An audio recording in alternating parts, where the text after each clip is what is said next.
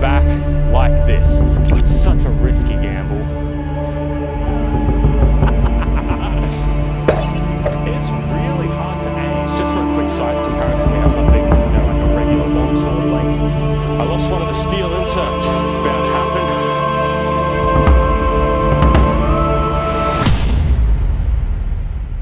Giant swords. Giant swords have always been a cornerstone of fantasy, larger-than-life weapons wielded by even larger-than-life characters. Let's be honest, every guy has wanted one at some point, so I decided to make one, or at least this is my very humble attempt. But before we get to today's project, let's rewind a bit. The first giant sword I made was based on Guts' legendary blade. We built it, we tested it. It looked the part, but something was off. By the end of the episode, I was disappointed. It was close, almost there, but not quite functional. So I started over. I wanted to design something better, something unique, something special, while still capturing the essence of a true fantasy giant sword. So let's begin. Now, obviously, real giant swords are a little bit different to fantasy ones. First off, they're a whole lot thinner. They're not as absurdly large, but they do exist. Things like Montante, Spadone, Zweihanders, war swords, just really big swords, right? We do have historical large swords. We even have different ways that you can use them that make them effective. So giant swords, what I would consider to be giant swords, do exist, but fantasy giant swords are a little bit different. There's kind of a distinction there. And usually it comes down to just design aspects of the blade itself. Usually it's way thicker, it's way fatter, it's way heavier, and a lot of these things just don't really translate well to the real world. But if you use a different material choice, for example, if you don't use steel and you use something a little bit lighter, let's say like aluminum, like I did in the first episode, all of a sudden, these designs may not be completely out of reach.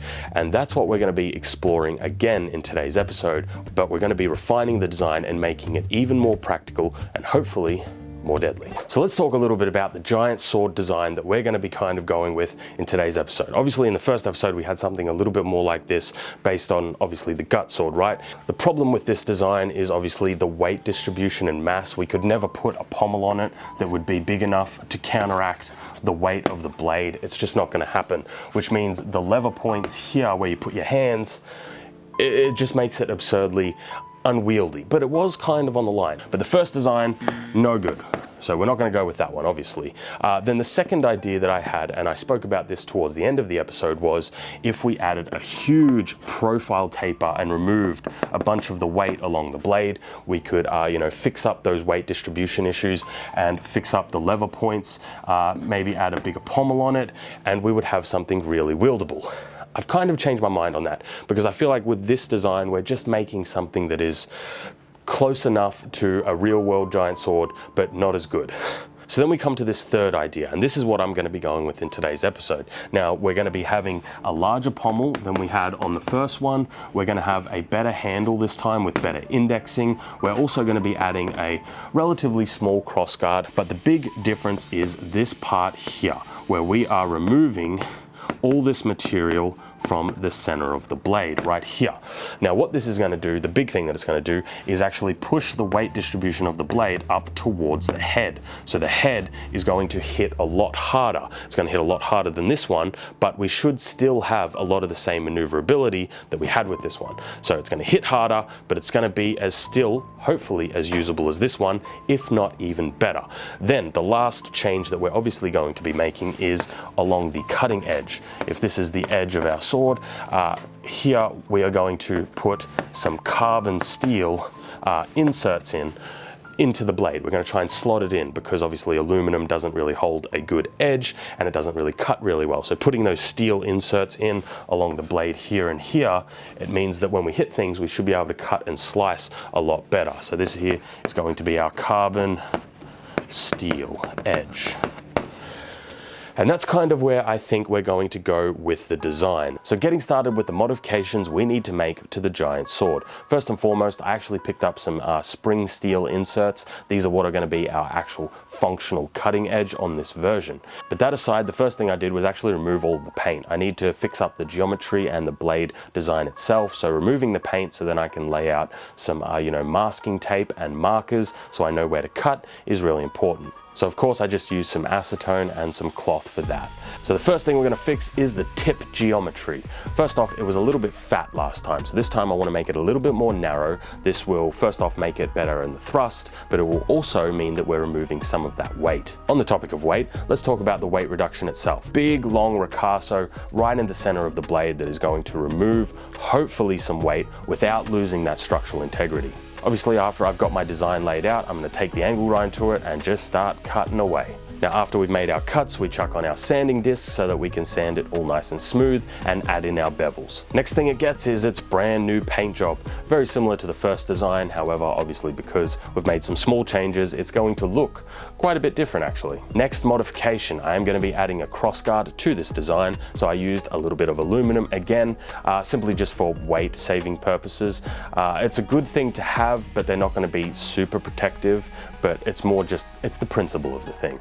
Now, getting onto the steel inserts, our actual cutting edges. First off, I'm just gonna use the angle grinder to cut them into the shapes and sizes that I need. Then I'm gonna use the desk grinder to actually create these notches down the bottom of the steel inserts. The reason why I'm doing this is so that the epoxy has something really to grab onto with the steel, because if I didn't, they would be too slick and they would just fall straight out.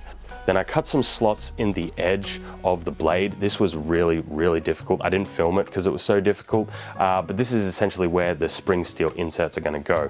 Now, the sad thing is I wasn't able to cut the slots deep enough so that I could put rivets in. So hopefully the epoxy is enough to actually hold them in. So I put some epoxy down into the bottom of that seam, then put the steel blade inserts in and hit them with a mallet as far as they would go down. Then all I need to do is test fit the crossguard, and I didn't want the blade to look too plain and boring, so I did grab a little bit of a JDM sticker and kind of, I thought it would just add a little bit of flair to the design. Now we are in the home stretch. I welded on a new bolt at the end of the handle so that I could put a way better pommel on. Then after that was done, I used some popsicle sticks to actually fill out the handle, because one of the big issues I had last time was actually indexing the blade. It kept rolling in the hand because the blade is so wide. So this time I wanted to make sure that the handle was nice and robust and had a good feel in the hand essentially. So I rewrapped that with some tire and thread paracord and then screwed on the pommel. And with all that being said, let's get to the B-roll and finally to the testing. All right, we are back with our giant sword version 2, and as you can see, I have a carrying method as well. I designed something very, very quickly. So if I was like going on a long journey, if I needed to carry this thing around, I can just have it on the back like this. We've already spoken about back scabbards. This is a giant sword, something different. But how would I deploy it, right? Well, it's a little finicky. I haven't really practiced with it because I just finished building it, but it would be something like this, right? It's not incredibly fast, but it's also not the slowest thing. It's more just a carrying method than anything else. But here we have the giant sword, version 2. I like it. I think the design is pretty cool, pretty distinct. It also has a name. So, context. I have named many swords in my time. One of the most notable ones is, it actually doesn't exist yet. It doesn't even exist. But the most notable sword that I've named would be something like the Titan sword, right? And so this sword does exist. And this is my new baby. So I thought a good name for it, something that would work, would be Titans Bane. So, introducing Titans Bane, version 2. I think it's really cool. Let me know your comments down below if you like the design of the blade, if you like how it actually functions, but let's f***ing go. All right, I need to cut something. I've got to cut something. I don't know how, all right. I'm rambling everywhere just because I'm so excited. So the cutting edge is from here to here. So this is the steel cutting edge, and like we said before, with the mass distribution, the reason why we've had this cut out is so now this part here should hit with a lot more fucking force.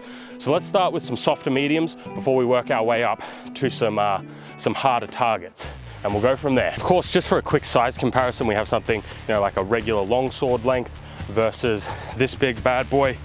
You can see how big this thing is compared to like a regular sword, right? I'll see if I can hold it out. Quite a big difference here.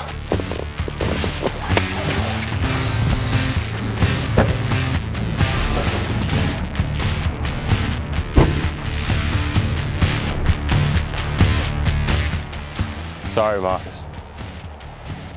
Got Marcus wet there. Let me check the camera. Oh, it's all good. What a great, that's all right then. Oh, I'm just practicing my berserk poses, don't mind me. I mean, while you're here, you can consider subscribing. I'd really appreciate it.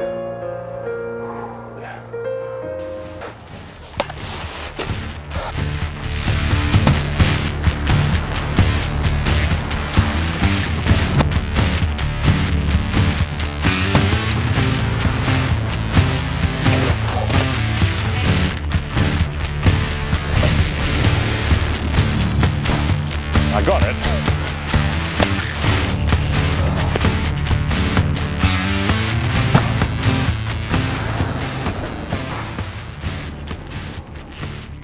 It's really hard to aim like a tiny little sweet spot, like 2 meters in front of you. That's hard to do with a lot of weight and mass. Fuck.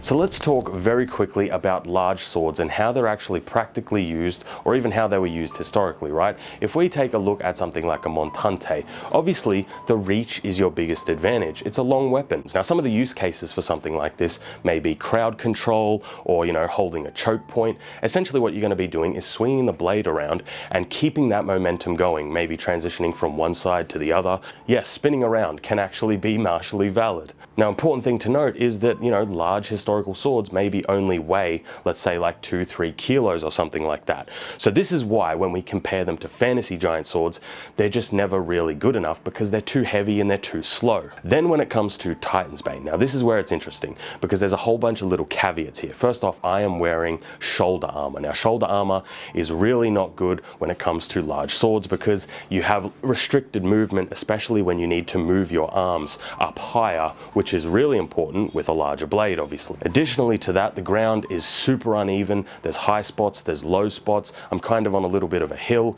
which means that this is really not the best environment for this type of weapon. Now, taking all that into consideration, we get into the interesting part. I personally think that it's right on the line. I think it might be quick enough. I would really love to hear from some of you guys, especially if you have experience with, you know, larger swords. Do you think it's fast enough? I think it's there. I personally think it's right on the line. I do think that it could be used functionally, but hey, maybe that's just me. Fucking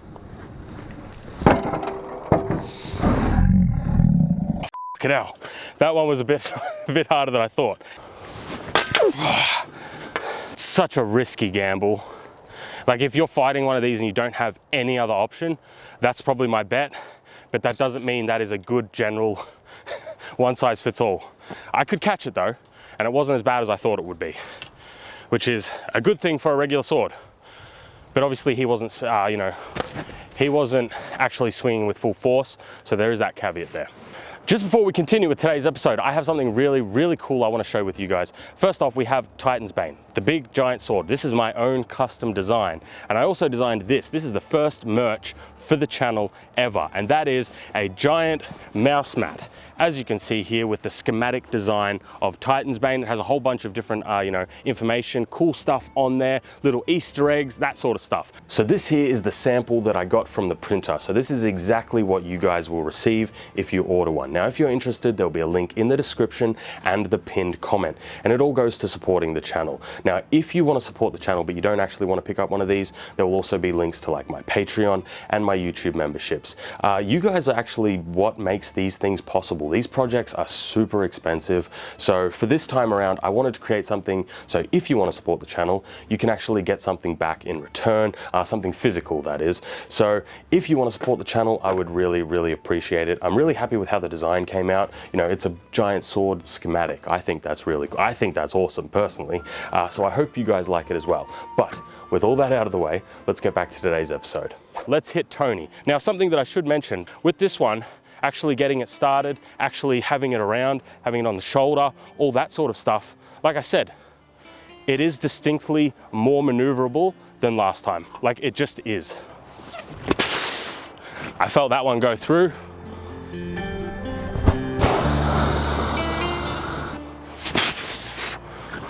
That one did not.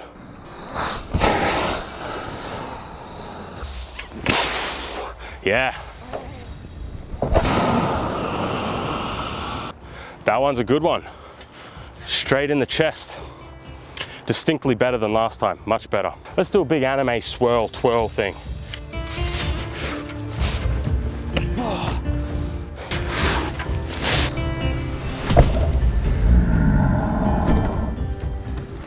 That was a legit amount of power, man. I'm actually surprised the steel inserts haven't come flying out so far.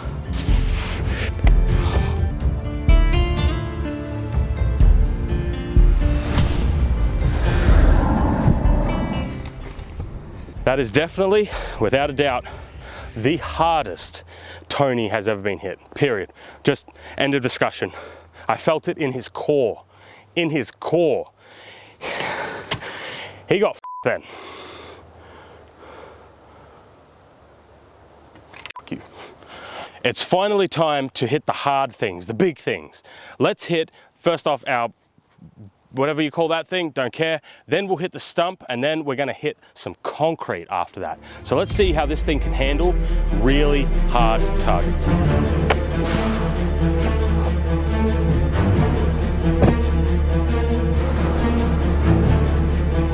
Cut it long ways.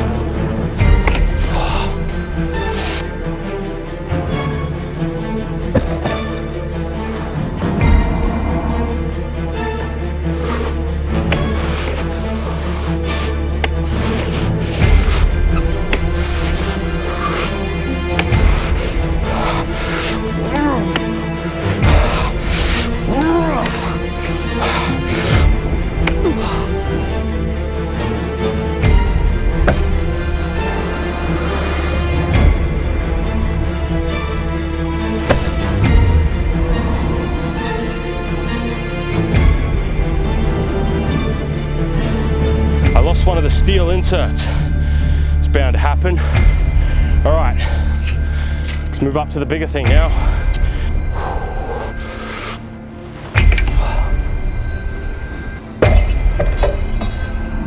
Shit.